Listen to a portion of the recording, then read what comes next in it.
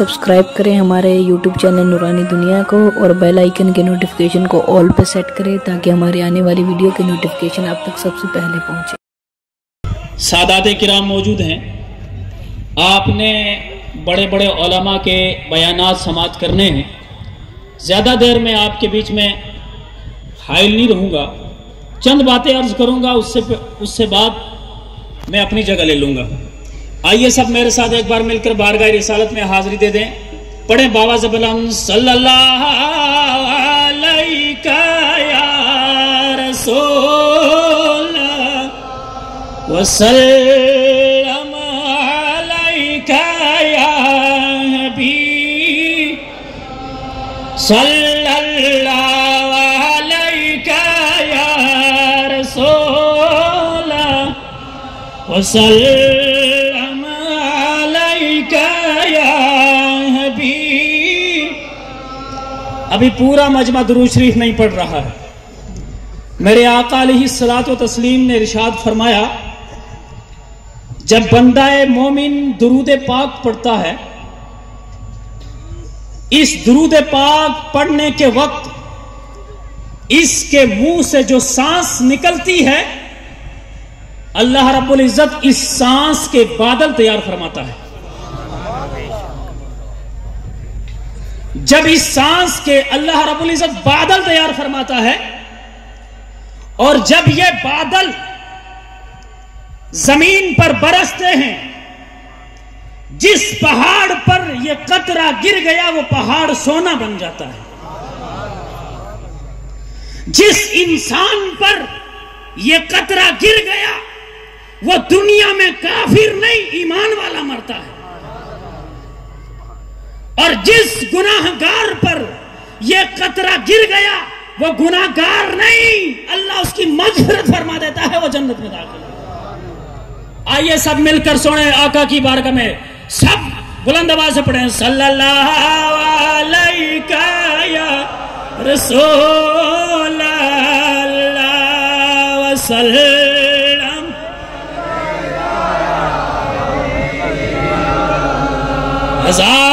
ہزاراں درود و ہزاراں بروح محمد علیہ صلی اللہ علیہ یا رسول وسلم علیہ یا۔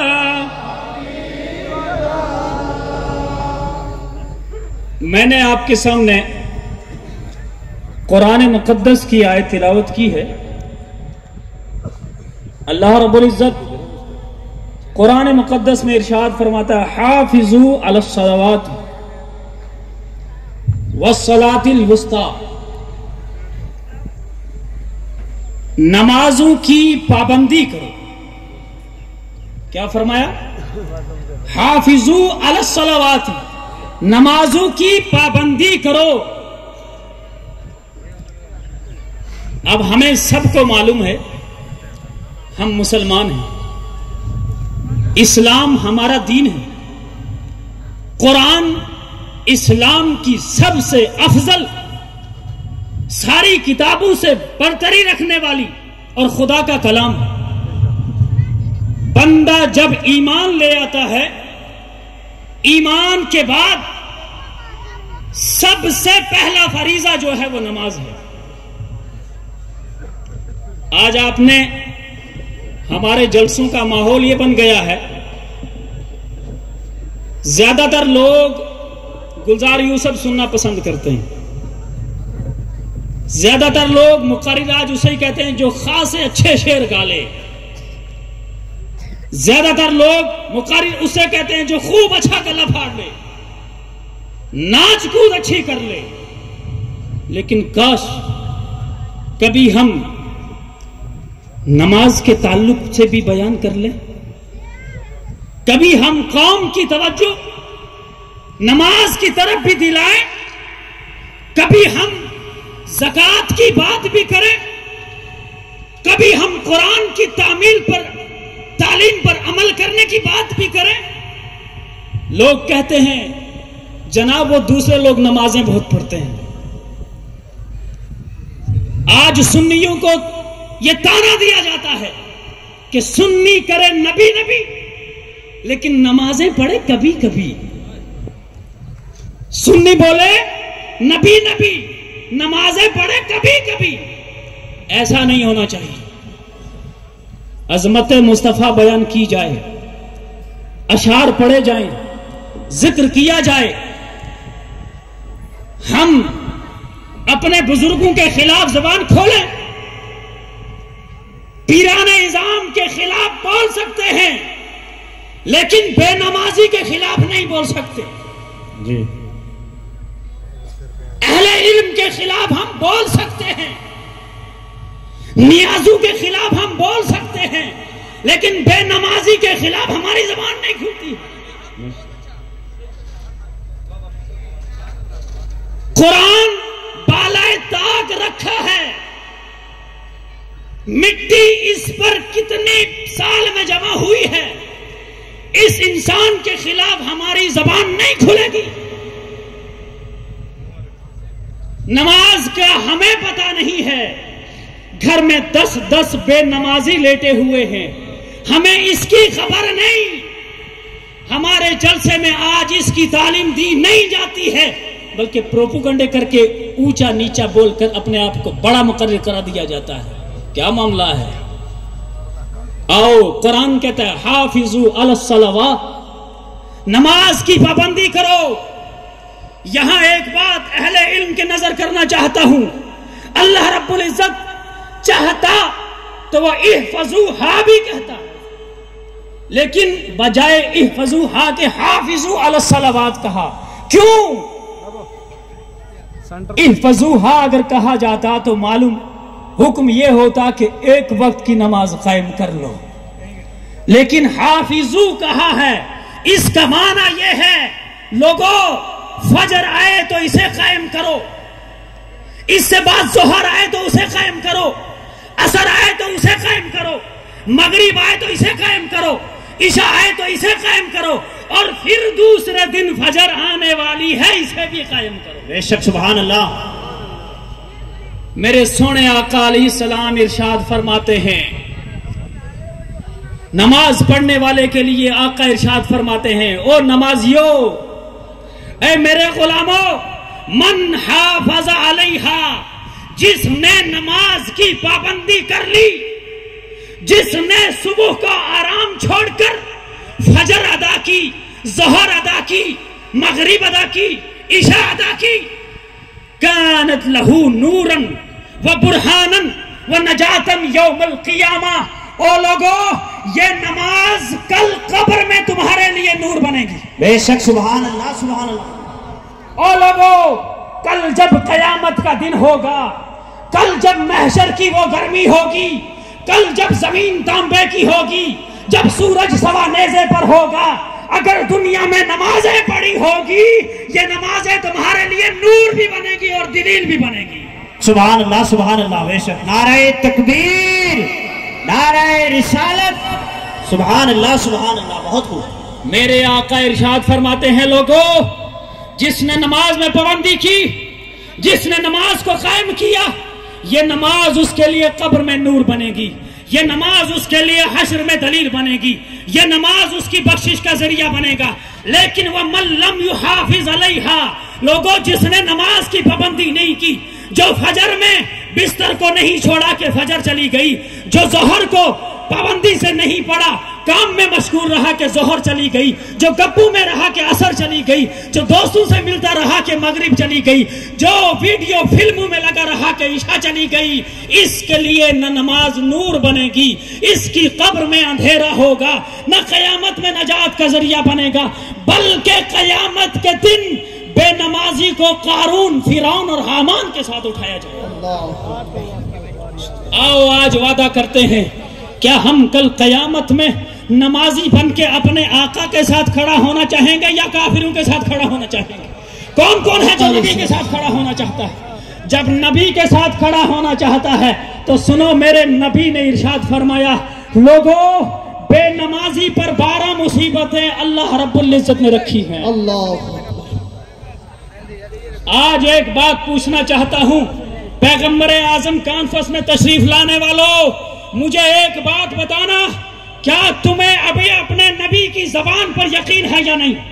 یقین انشاءاللہ بے شک۔ میرے آقا ارشاد فرماتے ہیں، لوگوں میرا تو ایمان یہ ہے، زمین پھٹ سکتی ہے، آسمان ریزہ ریزہ ہو سکتا ہے، کائنات بدل سکتی ہے، خدا کی قسم میرے نبی کی زبان نہیں بدل سکتی۔ بے شک، سبحان اللہ سبحان اللہ، واہ واہ سبحان اللہ۔ جب تمہیں یہی یقین ہے، جب اس یقین پہ قائم ہو، میرے سونے نبی نے ارشاد فرمایا، لوگوں بے نمازی جو ہے، بے نمازی اللہ نے اس کے لیے 12 مصیبتیں رکھی ہوئی۔ کتنی؟ 12 مصیبتیں۔ 3 مصیبت اس کی زندگی میں ہے جس کا رونا ہم سبھی روتے ہیں۔ پیر صاحب، سید صاحب، مفتی صاحب، کوئی برکت کا تعویذ دیجئے، کام بہت کرتا ہوں، پیسہ بہت آتا ہے، مال بہت ہے، معلوم نہیں کہاں چلا جاتا ہے۔ بے شک۔ آؤ میں بتاتا ہوں، میرے نبی نے فرمایا یہ کہاں جاتا ہے۔ میرے آقا نے فرمایا، جو بندہ بے نمازی ہے اللہ اس کے رزق اور کمائی سے برکت کو اٹھا لیتا ہے۔ اگر ہمارے گھروں میں نماز نہیں، اگر ہمارے گھروں میں نماز نہیں، قرآن کی تلاوت نہیں، ذکر و اذکار نہیں، زکوٰۃ مال سے نہ نکلے تو برکت کہاں سے آئے؟ بے شک بے شک۔ آج اگر ہم وعدہ کر لیں، آج کے بعد ہم 5 وقتہ نماز پڑھیں گے، خدا کی قسم زبان میرے مصطفیٰ کی بولی ہے، لیکن گارنٹی میں دے رہا ہوں، اگر 5 وقتہ نماز قائم ہو جائے اور تمہارے گھر میں برکت نہ آئے، مجھے پکڑ لیں۔ سبحان اللہ، نعرہ تکبیر، نعرہ رسالت، نعرہ رسالت، علماء اہل سنت، نعرہ تکبیر، واہ واہ سبحان اللہ سبحان اللہ۔ آگے میرے آقا ارشاد فرماتے ہیں، لوگوں بے نمازی جو بے نمازی ہے، اللہ رب العزت دنیا سے اس کے چہرے سے، اس کی پیشانی سے وہ نور اٹھا لیتا ہے جو صالحین کو عطا ہوتا ہے۔ اللہ،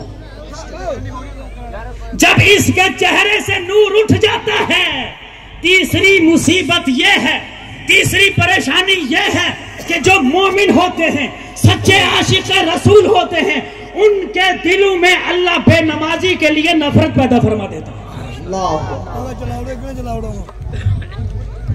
اب یہ ہو گئی دنیا کی 3 مصیبتیں۔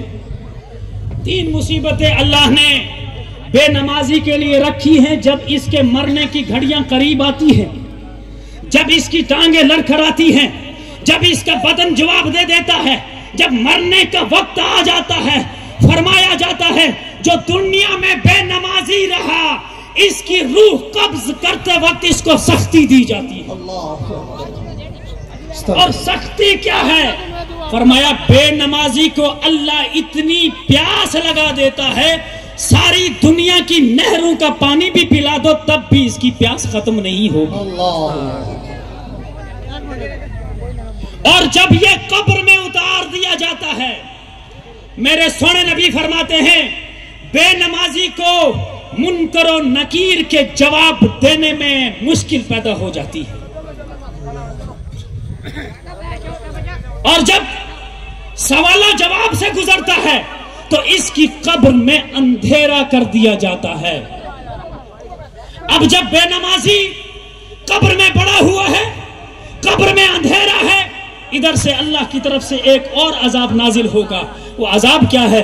فرمایا اس کی پسلیوں کو قبر اس طرح دبائے گی، ادھر کی پسلیاں ادھر اور ادھر کی ادھر پہ۔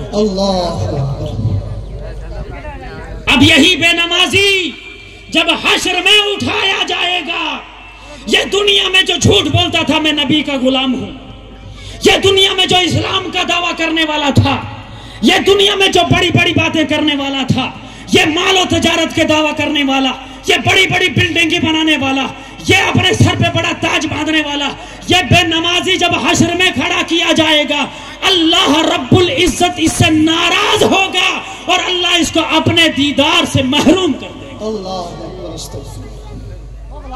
کاش اگر ہمارے گھروں میں آج نماز آ جائے، بے شک۔ کاش اگر علماء، آج لوگ کہتے ہیں جی پیروں نے کیا کیا ہے، ارے پیروں کا ہی تو یہ کرنا دھرنا ہے جو سامنے آپ عمارت دیکھ رہے بے ہیں، شک، سبحان اللہ سبحان اللہ۔ یہ سامنے جو مسجدیں ہیں یہ پیروں کا ہی تو دین ہے۔ پنجاب کی سرزمین پر دیوبندیت کو جوتی کے نیچے دبانے والے تو پیر ہیں۔ پنجاب کی سرزمین پر لوگوں کے سینوں میں عشق رسول سجانے والے سید ہیں۔ بے شک بے شک۔ پنجاب کی سرزمین پر ہماری گجر برادری میں حافظ بنانے والے، قاری بنانے والے، عالم بنانے والے یہی تو پیر لوگ ہیں۔ بے شک۔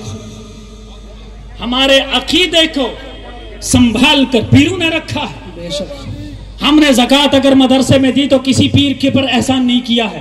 بے شک۔ آپ نے زکوٰۃ دی ہے تو اپنے نامہ اعمال میں نیکیاں بڑھائی ہیں، آپ نے چندہ دیا ہے تو اپنے نامہ اعمال اچھے کیے ہیں، اپنے لیے نیکیاں بنائی ہیں، نہ کہ کسی پیر پر احسان ہے۔ آپ نے اگر اس ادارے کا ساتھ دیا ہے تو یہاں بھی کام آئے گا، محشر میں بھی آپ کو کام آئے گا۔ بے شک سبحان اللہ۔ مجھے پتا ہے کہ وقت ختم ہو چکا ہے، 15 منٹ مجھے دیے ہیں، لیکن آخری بات کر کے جاؤں۔ لوگوں، آج ہمیں بیدار ہونے کی ضرورت ہے۔ آج ہمیں لوگ تانا دیتے ہیں، اور جی ادھر بریلوی کیا کرتے ہیں، ادھر لوگ نمازیں بہت زیادہ پڑھتے ہیں۔ میں نے کہا اچھی بات ہے، تیرے علم میں تھوڑا اضافہ کر دوں، کربلا کو پڑھ لینا۔ واہ واہ واہ واہ سبحان اللہ۔ اگر نہیں تو تھوڑا آگے جانے کی ہمت نہیں، بدر میں نہیں جا پائے گا، خیبر میں نہیں جا پائے گا، خندق میں نہیں، کربلا کو پڑھ لینا۔ ایک طرف یزید کی ہزاروں لاکھوں میں فوج تھی، ایک طرف امام حسین کے ساتھ گنے چنے لوگ تھے۔ اذان یزید کے خیمے میں بھی ہوتی تھی، لیکن اذان حسین کے خیمے میں بھی ہوتی تھی۔ اقامت وہاں بھی پڑھی جاتی تھی، اقامت یہاں بھی پڑھی جاتی تھی، نماز وہاں بھی ہوتی، نماز یہاں بھی ہوتی تھی، لیکن فرق اتنا ہے، ہمیں یزید والی نماز نہیں، حسین والی نماز چاہیے۔ ادھر زیادہ ہیں تو کیا ہوا، ادھر زیادہ پڑھتے ہیں تو کیا ہوا، حسین والی نماز میں کم بھی ہوں تو کوئی بات نہیں، لیکن پڑھائیں تو صحیح۔ آج ہمیں صرف اس چیز کی ضرورت ہے کہ ہم اپنے گھروں میں نماز قائم کریں۔ ہم اسلام سے اتنے دور ہو رہے ہیں، یہ بات اہل علم نعرہ تکبیر، نعرہ رسالت، مسلک اعلی حضرت علماء اہل سنت حضرت علامہ مولانا ذاکر حسین ترابی